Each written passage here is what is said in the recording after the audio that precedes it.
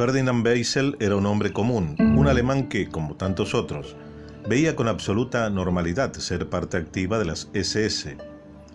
Una tarde, Beisel repitió el viejo ritual de ir a una cervecería con un grupo de amigos de toda la vida. Esa misma vida que estaba por experimentar un giro absolutamente inesperado en cuestión de minutos. A Ferdinand Beisel se le ocurrió la feliz idea de imitar a Adolf Hitler a raíz de su enorme parecido con el Führer. El hecho hubiese pasado totalmente inadvertido de no ser por un pequeño detalle. Unos jerarcas de la Gestapo estaban presentes en el lugar y no dudaron ni un instante en detener a Beisel por, según ellos, mofarse del conductor de la Alemania. Beisel fue detenido, pero fueron las mismas personas que lo llevaron a prisión quienes vieron algo positivo en aquel asombroso parecido con el Führer. En los días finales de la Segunda Guerra Mundial, no estaba de más cubrirle las espaldas a la Hitler y mandar al frente a un sociazo doble. Cuando Ferdinand Beisel fue presentado a Martin Bormann, el viceführer, ya tenía asignada una nueva tarea en el alicaído Tercer Reich. A partir de ese momento era uno de los dobles de Adolf Hitler. Con el paso del tiempo, Beisel estuvo muy atareado, sobre todo cuando el Ejército Rojo comenzó a acercar Berlín y cuando el final resultaba ya inexorable e irreversible. El interior del búnker de Hitler en Berlín era un hervidero, reuniones secretas, gritos desesperados, intentos de suicidio y escape. Suicidios concretados, promesas de lealtad eterna, apretones de mano y la idea que flotaba en el aire del viciado espacio subterráneo. Hitler ya no estaba allí. Con el paso de los días de los contactos visuales con el Führer, se fueron espaciando hasta casi desaparecer de toda posibilidad e incluso los últimos colaboradores en recibir el saludo del líder alemán sostuvieron que en realidad su aspecto era diferente al habitual y que ni siquiera pronunció palabra al despedirse de ellos con un apretón de manos. El entorno de Hitler, ya en viaje hacia Sudamérica, se encargó de organizar una última sesión de fotos del Führer, observando los destrozos iniciales en la Cancillería del Tercer Reich. En las imágenes que acompaña este documental, las dos primeras, se observa el supuesto Hitler que en realidad no es tal. El de las imágenes finales en la Cancillería es ni más ni menos que Ferdinand Beisel, el infortunado imitador de Hitler que cambió su destino para siempre aquella tarde en una cervecería al imitar al Führer. Anna Reichs, aviadora alemana célebre por la obtención de varios récords deportivos, por su afiliación militante al partido nazi y sus contribuciones como piloto de pruebas en la Luftwaffe. El 28 de abril de 1945 voló junto con el general Robert Richter von Greim a la Berlín sitiada por los rusos, en un vuelo en el que este último salió lesionado. Anna y von Greim visitaron el búnker de Hitler en Berlín. Allí von Greim fue nombrado por Hitler como nuevo mariscal del aire y sucesor oficial de Hermann Göring, como jefe de la Luftwaffe. Reich convenció a Hitler de que huyera de Berlín, sugiriéndole que Anna Reich lo sacara en su avión junto con Eva Braun para ir de su búnker en Berlín hasta Berchtesgaden. La ciudad de Berchtesgaden se encuentra ubicada en los Alpes de Baviera, en Alemania. Está localizada en el distrito del sur de Berchtesgadenland, cerca de la frontera con Austria, unos 30 kilómetros al sur de Salzburgo y a 180 kilómetros al sudeste de Múnich. Está situada al norte del Parque Nacional de Berchtesgaden. Martin Bormann, secretario personal de Hitler, en 1935 hizo despoblar el área de Oberstberg de campesinos de la región alrededor de la casona de Wachenfeld, expropiando todos los terrenos y vallando toda la zona en anillos de seguridad. Bormann, por orden de Hitler, asignó algunos terrenos para la construcción de casonas alpinas de lujo alrededor de El Bergott. Entre estos pocos favorecidos estaban Albert Speer, Hermann Göring, Heinrich Lammers y Heinrich Himmler. El mismo Bormann se construyó una importante mansión de 5 pisos al estilo alpino en el Obersalzberg, al lado del Hotel Sumturken, muy cerca de la residencia de descanso de Hitler en Bergo. El área de Obersalzberg fue elegida por los nacionalsocialistas en la década de 1920 para descanso de sus líderes. Aquí se ubicó la residencia de montaña de Hitler. El Berghof Berchtesgaden y sus alrededores, Stangast, fueron seleccionadas como puesto avanzado de la oficina alemana de la Reichskanzler, la Cancillería Imperial, lo cual selló el destino del área como un objetivo estratégico militar para las fuerzas aliadas durante la Segunda Guerra Mundial. Todavía es posible encontrar en el área algunas otras reliquias de la era nacionalsocialista, aunque solo unos pocos de estos sitios se han conservado.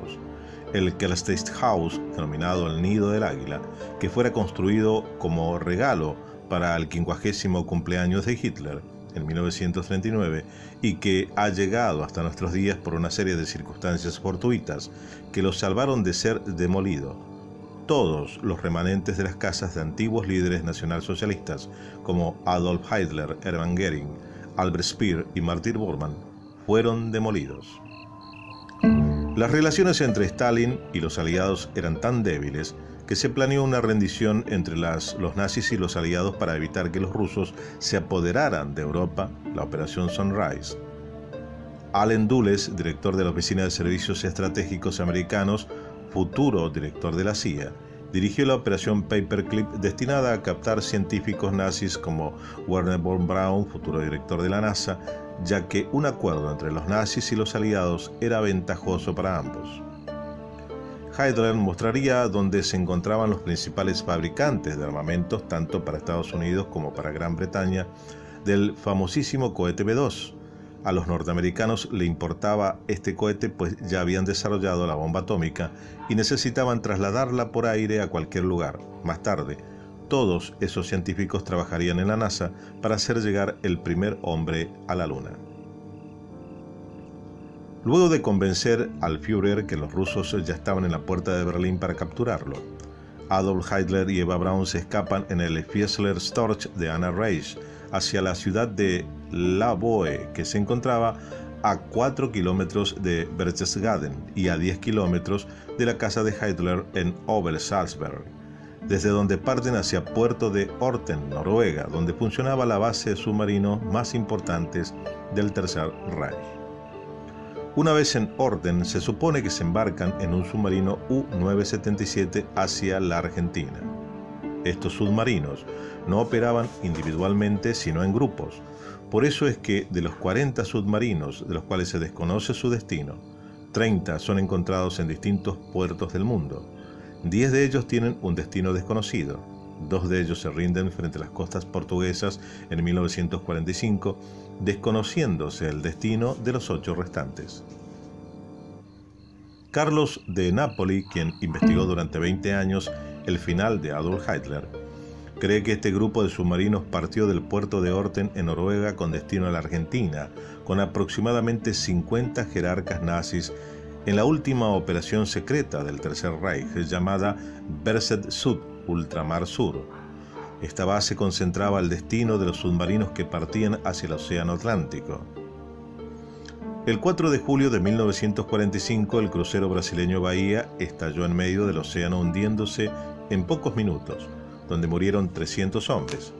Se desconocen las causas de dicha explosión, pero a partir de entonces se comienza a creer que existían submarinos nazis furtivos en la región. Entre julio y agosto de 1945, se rindieron 2 submarinos nazis en el puerto de Mar del Plata. El 10 de julio de 1945, el U-530, y el 17 de agosto de 1945, el U-977 del capitán Schäfer. Estos son los 2 únicos submarinos alemanes que se rinden frente a las costas argentinas, siendo apresados por un guardacostas a cargo del oficial de la Armada Argentina Rodolfo Sáenz Valiente. Amigo oyente, es importante destacar en este punto que de los 14 torpedos que tiene la carga del submarino, le faltaban 2, presumiendo que habían sido disparados al crucero brasileño Bahía, pero como había desaparecido el cuaderno de bitácora, no se hallan rastros de esta presunción. Estos submarinos habían sido perseguidos por el torpedero Babitonga y el Bocaina, junto al argentino Mendoza. Después que se entregaron estos submarinos, viene el agregado militar norteamericano y un representante de la Marina inglesa a llevarse el submarino y a todos sus hombres para interrogarlos en calidad de prisioneros de guerra. Una comisión de la comisaría de Necochea salió al caer la noche del domingo 27 de julio de 1945, es decir, a 17 días de que el U-530 hubiera emergido sorpresivamente frente a la base naval de Mar del Plata, para confirmar el alerta dado por el destacamento policial de Piedrabuena acerca de que una nave no identificada estaba haciendo señales de luz en código Morse hacia la costa y el mensaje era contestado desde la playa. En 3 autos particulares, dice el informe policial. Los policías recorrieron el sector y tras horas de búsqueda encontraron al hombre que respondía a las señales. En la comisaría se lo identificó como ciudadano alemán, de profesión artesano, quien admitió que la nave era un submarino que se disponía a desembarcar. Así narraba el historiador canadiense Ronald Newton en su libro El cuarto lado del triángulo, editorial Sudamericana, 1995. A la madrugada del domingo, 28 de julio de 1945, dice textualmente, se inició un rastreo por las playas de los alrededores de la ciudad. Al promediar la mañana, 15 kilómetros al norte, una comisión encontró huellas humanas que iban y venían desde la costa hasta la entrada arbolada de una estancia. Había también huellas de lanchas o botes de goma que habían sido arrastrados y las marcas de cajas o cajones muy pesados que habían sido llevados hasta un lugar donde había huellas de ruedas de camión, continuó relatando Newton. Ante el hallazgo, el suboficial a cargo decidió llamar al comisario y cuando la comisión se hubo completado, comenzaron a entrar a la estancia de capitales alemanes Moromar, Safico. Llevaban recorridos 2 kilómetros por el camino de entrada al casco, arbolado y flanqueado por tamarindos, cuando 4 hombres que hablaban alemán, con ametralladores en la mano, les impidieron seguir y los echaron violentamente, continuó Newton, que en 1998 fue vicepresidente del Comité Académico de la Comisión de Esclarecimiento de las Actividades Nazis en Argentina, la CEANA, conformada por orden del presidente Carlos Menem. Como los policías no llevaban orden de allanamiento, decidieron regresar a la comisaría y comunicar la novedad a la jefatura de La Plata.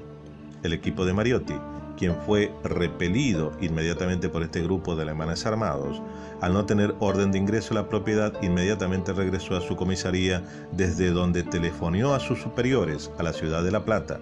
Tras 2 horas de espera, el jefe de la policía provincial llamó personalmente a Necochea y le dio al comisario una orden precisa. Deje sin efecto la búsqueda de posibles alemanes y retírese de inmediato de la estancia, escribió Newton, que agregó que el artesano detenido fue enviado a La Plata, a pesar de lo cual, a los pocos días estaba en libertad y en Necochea, donde aún sigue viviendo, afirmaba. El 17 de julio, centenares de testigos habían visto el paso hacia el sur en superficie de 2 submarinos frente a las playas de San Clemente del Tuyú y de la Margarita, donde hoy está San Bernardo, que entonces no existía, y en Mar de Ajó, que era un pueblito fundado 10 años antes. Incluso uno de ellos encalló durante largos minutos en un banco de arena. Y 4 días después, el 23 de julio, al anochecer, se había producido otro avistamiento de un sumergible por parte de un grupo de pescadores frente a las playas de Rata y Claromecó. El mismo fue investigado por la Armada a través del capitán Francisco Isaac Rojas. Edecán del ministro de la Marina, Rojas corroboró el testimonio de los pescadores, pero la Marina guardó el secreto de este avistamiento durante medio siglo. Respecto al desembarco del 27 de julio en Necochea, fue confirmado por 3 antiguos marineros del acorazado de bolsillo Graf Spee, hundido por su capitán frente al puerto de Montevideo a fines de 1939, luego de haber combatido contra 3 cruceros británicos.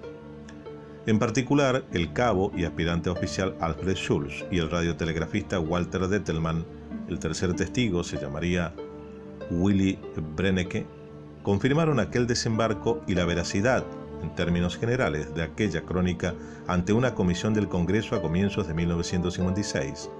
Ambos dijeron que si bien en 1945 se suponía que ambos estaban internados en campos de prisioneros de guerra, salían y entraban de ellos a voluntad. Añadieron que si bien no estaban en condiciones de precisar la fecha exacta entre el 23 y el 29 de julio de 1945, los ocupantes de 2 submarinos alemanes habían desembarcado cerca de Bahía Blanca. Lo podían afirmar con absoluta seguridad, dijeron, porque habían ayudado a consumarlos. Por desgracia, parece que los testimonios no fueron registrados taquigráficamente y que los registros estenográficos se perdieron. Pero según las crónicas de la época, Schulz y Dettelmann dijeron haber recibido del capitán Walter Clay, quien coordinaba las actividades de los ex tripulantes del Gran Spee y sus fugas desde una oficina del Banco Germánico, la orden de viajar a la ciudad de Bahía Blanca. Una vez allí, dijeron, el contacto que les indicó Clay los llevó a un punto no muy lejano del litoral marítimo. Si bien no pudieron precisar con exactitud dónde quedaba ese lugar, coincidieron en que se trataba de una estancia de la compañía Lausen de capitales alemanes. Dijeron que poco después arribaron a la costa 2 submarinos que descargaron muchos cajones pesados, que fueron conducidos al casco de la estancia en 8 camiones, y destacaron que se trataba, a todas luces, de una carga valiosa que provenía de Alemania. Luego agregaron, desembarcaron en botes de goma unas 80 personas, algunas puntualizaron por la manera en que daban órdenes debían ser muy importantes. Las declaraciones de Schulz, Dettelmann y Brennecke fueron analizadas por Alain Pujol, un antiguo agente del Deutschen Bureau, una rama de los servicios secretos franceses. Según Pujol, en la noche del 28 y el 29 de julio de 1945 fueron desembarcados gran número de cajones de madera con la inscripción Geheimen Reichssache, secreto del Estado, remitidos por el general Ernest Kaltenbrunner, jefe de la RCA, la Oficina Central de Seguridad del Reich. Pujol dijo creer que aquellos cajones contenían el tesoro de la RCA, lingotes, monedas y objetos de oro, dólares y francos suizos, diamantes y otras piedras, una fortuna que valuó en unos $1.000 millones. Hace más de 75 años, 2 submarinos nazis aparecieron en el puerto de Mar del Plata. Se habló de que desembarcaron jerarcas nazis en el país. La declaración de los marinos alemanes fue clasificada como top secret en su momento, hasta hoy, y se podrán conocer recién el año que viene, es decir, en el 2020. La historia nos relata lo siguiente. Eran las 7 de la mañana del 10 de julio de 1945, la silueta de un submarino cuyo perfil no se asemejaba al de las naves argentinas emergió sorpresivamente a pocos cientos de metros de algunos pesqueros costeros y a una distancia de 1,5 millas del puerto de Mar del Plata.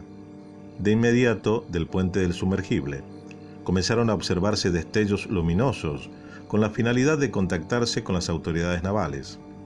Algunas horas antes, la tripulación del submarino alemán tipo U-530 había arrojado al mar el armamento principal de cubierta, los torpedos, el equipamiento electrónico, las claves y el libro de bitácora. El capitán de corbeta Ramón Soyuz, comandante del submarino Salta, al mando de la base naval de Mar del Plata, en ese momento autorizó el ingreso de la nave alemana, que a marcha muy lenta amarró en la dársena de submarinos cerca del guardacostas Belgrano. El comandante del U-530, teniente de navío Otto Warmuth, de solo 25 años, formó en cubierta a sus 54 subordinados, cuyas edades oscilaban entre los 18 y 24 años, casi todos indocumentados. Según las crónicas de la época, los submarinos estaban barbudos y con aspecto demacrado. Warmuth había sido designado comandante de la nave en el mes de enero de 1945, ya que desde septiembre de 1944 se había desempeñado como primer oficial. De inmediato se procedió a la identificación de los marinos alemanes y a un primer interrogatorio facilitado por el conscripto argentino de ascendencia alemana Ecker. Según lo informado por el capitán, el U-530 había zarpado de la base de Kiel el 19 de febrero y luego de reaprovisionamiento en Kristiansand, fueron informados del fin de la guerra cuando estaban rumbo a las costas de Nueva York.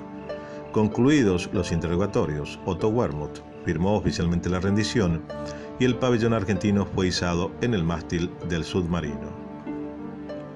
A fines de la Segunda Guerra Mundial, en 1945, 2 submarinos alemanes se rindieron en la base naval de Mar del Plata. El 10 de julio de 1945 se rindió el U-530, con su tripulación de 54 hombres comandada por el Oberhauptmann Otto Wermuth. El 17 de agosto se rindió el U-977 con 31 hombres bajo el comando de Oberleutnant Heinz Schäfer. Acá se observa, amigo oyente, oficiales argentinos y alemanes en la torreta submarino luego de la rendición. Una foto extraída justamente del diario de la capital y a la que accedió Contacto con la Ciencia. El U-530 zarpó del puerto de Mar del Plata el 15 de julio remolcado por el Ara Ona y escoltado por los destructores Ara Misiones y Ara San Juan, con destino a Río Santiago, donde posteriormente sería abordados por 33 estadounidenses llegados por vía aérea. La tripulación alemana fue internada provisoriamente en la isla Martín García para luego viajar a Estados Unidos a fin de ahondar en los interrogatorios. Yo quería recalar en Miramar, dijo el joven comandante alemán Otto Wermuth. Sus palabras son parte de las declaraciones que hizo ante los marinos argentinos que lo interrogaron. Entre evasivas y medias verdades, contó cómo hizo la aproximación de la nave a Mar del Plata hasta el momento de la rendición. Las palabras de Wermuth se conocieron cuando la Armada tomó la decisión de abrir los archivos de aquellas declaraciones que fueron celosamente guardadas durante 57 años. El U-530, junto a otras naves similares, forman parte de uno de los grandes secretos, o quizás el último, vinculados a la Segunda Guerra Mundial. Se estima que al menos 4 submarinos formaron parte del convoy de naves que partieron desde Noruega transportando a unos 50 jerarcas nazis, documentación y el dinero suficiente en oro para el futuro de los escapados. 2 de esos submarinos, el U-530 y el U-977, se entregaron en Mar del Plata. 2 fueron hundidos por la propia tripulación en costas argentinas, previo desembarco en cercanías de Necochea de 80 personas, según algunos testimonios periodísticos y de aquella época. Los primeros en ser indagados en suelo argentino fueron los ocupantes del U-530, 3 días después de su llegada a puerto y rendir su nave. El comandante Otto Wermuth se ubicó frente a sus interrogadores, los marinos de Lepiane, Rivero, Berry, Conway y Benes. Según los testimonios escritos, Wermuth se refugió varias veces en la frase «lamento no poder dar más datos» o «no deseo responder esa pregunta», cuando pretendía esquivar definiciones. Tampoco quiso aclarar cómo se utilizaron los 20 torpedos que debió llevar el submarino y no estaban. Si contó ante los marinos argentinos parte del trayecto hacia la Argentina, lo hizo. Señaló que de día navegaba en superficie a un promedio de 7 nudos, alejado a más de 200 millas de la costa. Por la noche, en inmersión, el submarino avanzaba a una velocidad de 2 nudos. Según sus palabras, alcanzó la costa de Mar del Plata un día antes de la rendición. Dijo que avistó el faro de Punta Mogotes a las 3 del 9 de julio de 1945, a unas 18 millas de distancia. Agregó ante los oficiales que rebasó Mar del Plata porque su intención original era recalar en Miramar, donde llegó con su nave a las 6 de la mañana. De ser cierto esta apreciación, podía suponerse que había desembarcado allí personas o bultos, dicen los periodistas Juan Salinas y Carlos de Napoli en su última obra Ultramar Sur, donde revelan detalles inéditos sobre esa operación llevada a cabo por los alemanes tras el fin de la Gran Guerra. Para buscar un pretexto de por qué llevó el submarino hasta Miramar, el comandante alemán Wermuth les dijo a los interrogadores que pretendía esperar a la noche siguiente para reconocer la entrada al puerto. Al anochecer del 9 de julio, dijo: «Salí a la superficie y comencé a recorrer la costa». Al parecer, Wermuth observó la costa a unas 3 millas de distancia desde Miramar hasta Mar del Plata. A través de la boca de entrada a la base naval, Me quedé al garete hasta la madrugada, explicó Wermuth. Después se encendió las luces y se entregó. En sus declaraciones se vio obligado a reconocer que al U-530 contaba originalmente con 6 balsas de goma. Nunca pudo explicar por qué faltó la principal, con capacidad para varias personas y bultos.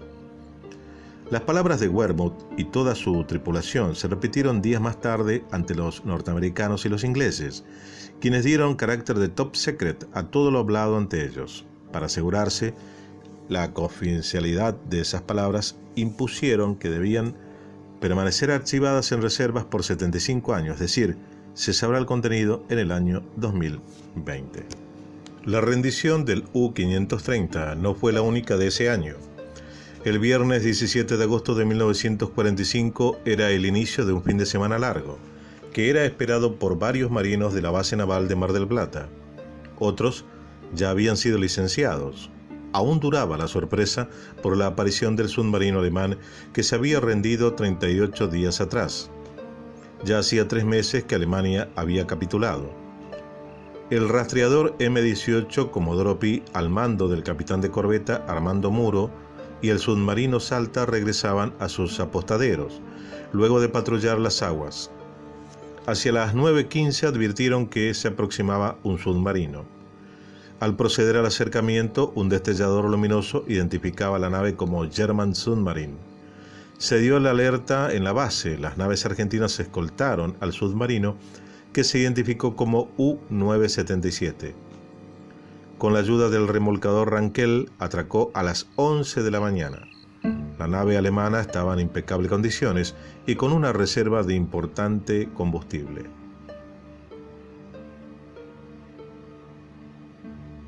Según se pudo establecer con los años, desde fines de mayo de 1945 las autoridades navales de la Argentina estaban avisadas por la Cancillería de la posible aparición de submarinos alemanes en el litoral marítimo argentino. Así lo testimonian los documentos secretos de la Armada.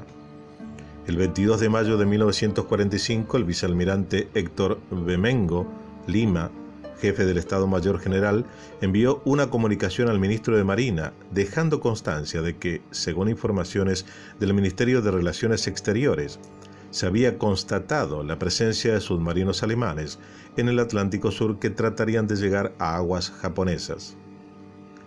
El U-977 estaba comandado por Heinz Schaffer, de 24 años, acompañado por una minoritaria tripulación de 32 hombres, todos jóvenes. Junto al comandante del submarino estaba el primer oficial Karl Reiser, de 22 años, el segundo oficial Albert Kahn, de 23, y el ingeniero Dietrich Wisse, que con 30 años era el más veterano. Otros 28 oficiales y marineros completaban la tripulación. Sin embargo, cuando partieron de Kristiansand, Noruega, el 2 de mayo de 1945, la nave llevaba 16 personas más.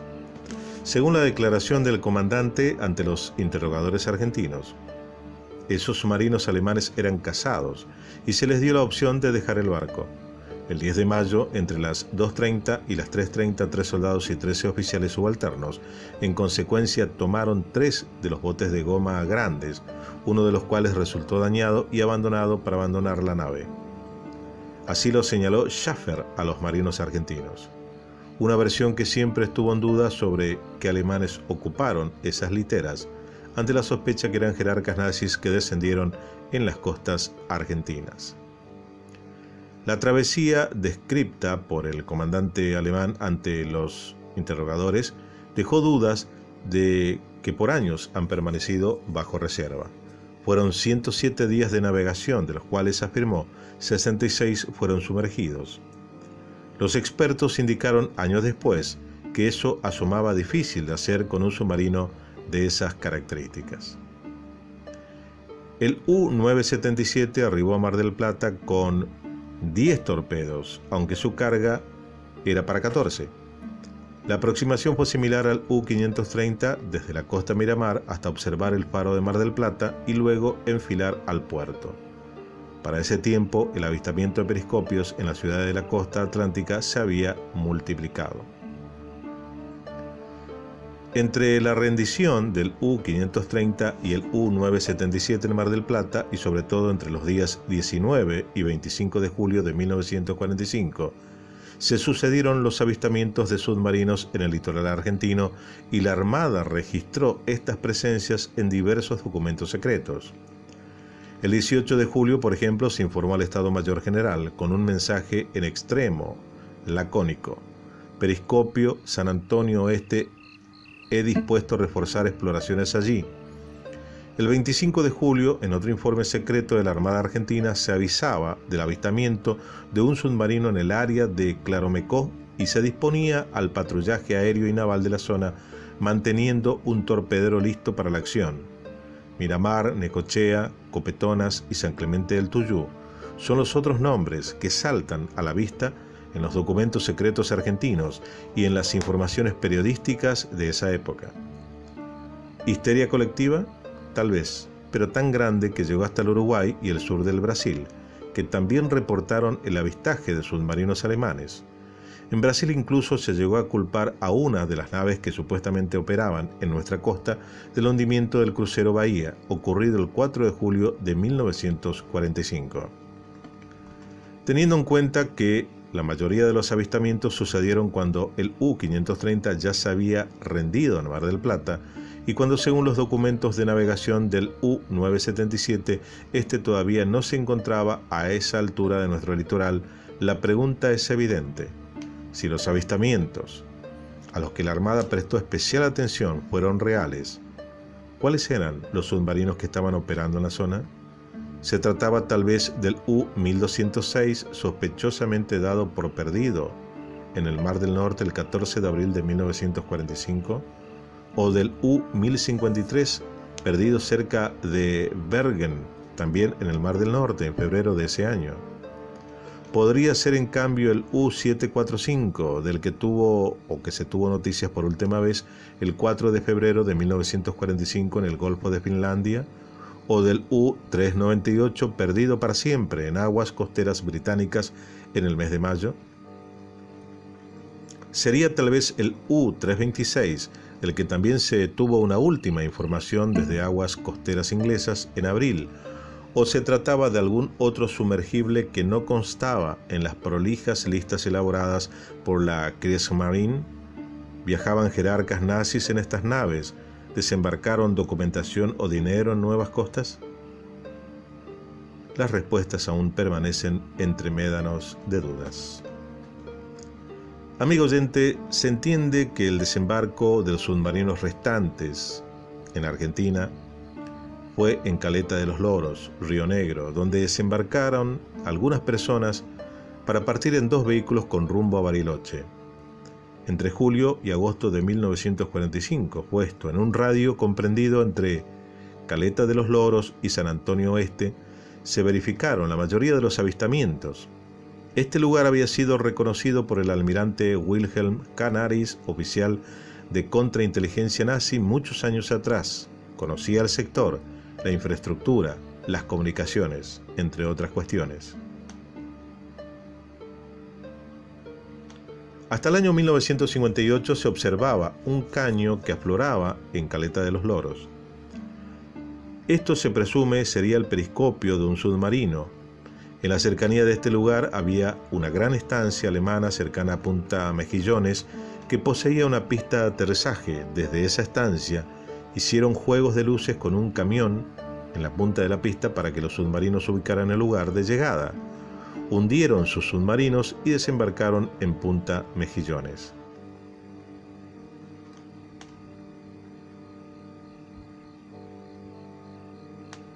Aparentemente Hitler había comprado por intermedio de Martin Bormann unas tierras en el sur de nuestro país por intermedio de la familia Bustillo. Compran aproximadamente 50.000 hectáreas de una estancia que se encuentra en Bariloche y a la que se llega por el brazo Última Esperanza del lago Nahuel Huapi. La información también da cuenta, y en este extenso informe y pormenorizado que estamos leyendo, acerca de esa compra hecha, luego investigada también por otros programas periodísticos a nivel mundial, que esta casa de gran superficie alberga solamente a 2 habitaciones. La misma posee un muelle muy largo para el atraque de pequeños barcos. En la cercanía de esta casa se encuentran puestos de vigilancia enclavados en el lugar. La pregunta es por qué alguien que viviera en un lugar tan alejado tendría algo así, porque presumiblemente sería el lugar donde estaría escondido Adolfo Hitler junto a un grupo de hombres encargado de protegerlo. Nadie lo sabe hasta hoy. Pero en el año 2020 se podrán abrir los archivos clasificados que tiene Estados Unidos y tal vez podamos corroborar toda esta investigación para finalmente afirmar con énfasis si Hitler vivió en Argentina. Ahora hablemos un poco de la Casa Inalco, la famosa casa de Hitler en la Argentina, en Bariloche. La leyenda popular dice que los submarinos llegaron hasta la caleta de los Loros, provincia de Río Negro, y desde allí la comitiva alemana se dirigió de este a oeste, atravesando la Argentina hasta llegar a la zona de Bariloche, sobre la cordillera de los Andes, en el oeste argentino. Hitler, acompañado por un séquito numeroso, también integrado por su esposa Eva Braun, llegó hasta la localidad de Villa La Angostura y tras un paso por la estancia San Ramón, se instaló de manera secreta en la residencia Inalco, una asombrosa propiedad que el arquitecto Alejandro Bustillo había terminado de construir en 1943. Bustillo, recordemos, es conocido por haber construido inmuebles para la colonia alemana en la zona desde hacía muchos años. El lote de la casa había sido adquirido en 1943 por un famoso lobista fuertemente ligado a capitales alemanes en la Argentina llamado Enrique García Merú. Merú, un poco más tarde, tendría un interesante acercamiento a Juan Domingo Perón y de inmediato se supo que en realidad quien controlaba la residencia no era otro más que Jorge Antonio, casualmente confidente y financista del líder argentino. Antonio mantuvo Inalco hasta iniciados los 70, momento en el cual la casa habría pasado supuestamente a manos del banquero José Rafael Trozo. Hubo una época de abandono y saqueos luego para ser recuperada un tiempo más tarde. Inalco aún sigue en pie, intacta, haciendo frente a quienes desean verla en el presente y soportando la sombra negra de sus habitantes del pasado. Hitler habitó esa enorme casa que, dicho sea de paso, mantenía inequívocas similitudes en su estructura y distribución con el nido del águila de Hitler en el Berghof de Alemania. Desde 1945 hasta por lo menos mediados o finales de los años 70, y no son pocos los testimonios que así lo aseguran, la permanencia de Hitler en esta propiedad se alternaba con viajes a Chile y con visitas a otras zonas de Argentina, como por ejemplo Mar del Plata, ciudad balnearia en donde se entrevistó al menos en 2 oportunidades con Ante Pavelić, líder de la Croacia nazi, y Córdoba. Hitler iba por la vida con un aspecto diferente al que todos conocen. Cabeza rapada, su pequeño bigote había desaparecido y dejaba ver una importante cicatriz sobre el labio superior, pero casi todo eso no era necesario ante la enorme protección que Inalco proveía por entonces. Incluso es complicado llegar hoy en día, por lo que la teoría del escondite perfecto para Hitler en la Patagonia cobra fuerza a cada instante.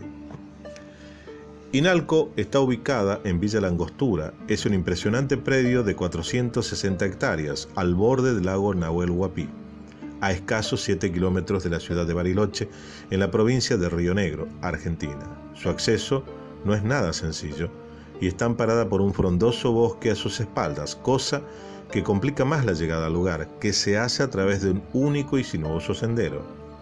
La propiedad cuenta con una gran extensión de playa propia y se sabe que, en los días de esplendor, había incluso un muelle con amarradero apto para hidroaviones. Inalco sigue allí, mudo testigo de una historia que no muchos pueden confirmar con absoluta seguridad, pero que no tanto otros pueden negar, aunque no son pocos los que creen que Hitler se suicidó en Berlín en 1945. Su fantasma sigue dando vueltas por Inalco y por la Argentina. Muchos aseguran haberlo visto por allí. Finalizando la segunda y última parte de tramas y complots de la historia, y en esta oportunidad tocando un tema que no se divulga normalmente en los medios periodísticos y sí ahondando a través de distintas publicaciones y a lo largo de los años, gracias a una página de blog de Mar del Plata. Nos hemos topado con esta investigación de Contacto con la Ciencia, a las cuales también tenemos que hacer mención de otros archivos y fuentes de lo que fue extraído todo el relato en este documental. De Historias Lado B de Ferdinand Weissel, el Hitler que murió en Berlín, del escape de Hitler por Carlos de Nápoli, extraído del sitio El Pájaro Rojo, blog de Juan Salinas. El cuarto lado del triángulo de Ronald Newton, de Sudamericana 1995. La casa de Hitler en Argentina, residencia Inalco, de U-Boat Argentina. Artículos del diario La Nación. Buscan un submarino nazi en aguas argentinas, del 31 de marzo de 1998. Y del diario Clarín, con nota de Juan Salinas, del 10 del 11 del 2002, sobre una investigación de submarinos nazis en el Atlántico Sur, Hitler en el fondo del mar, y del Lobo Gris, el escape de Adolf, del diario Clarín. Parte de la cantidad de información relacionada con los datos que hemos ofrecido el día de hoy en Contacto con la Ciencia. Esperemos que haya sido de utilidad, aunque más no sea para abrir un poco la mente de aquellos que creen que el pasado político de nuestro país no es tan limpio como uno quisiera, y que mucha gente fue albergada en el continente americano, especialmente en la zona que afecta a Argentina, Brasil, Paraguay, Chile, por partes de gobiernos que fueron catalogados como la línea rata, es decir, aquellos que se escaparon como por tirante y cayeron en nuestro país viviendo hasta su vejez. Nos reencontraremos con otras historias similares y con otros informes relacionados con lo que solemos divulgar aquí en Contacto con la Ciencia. Hasta un próximo encuentro.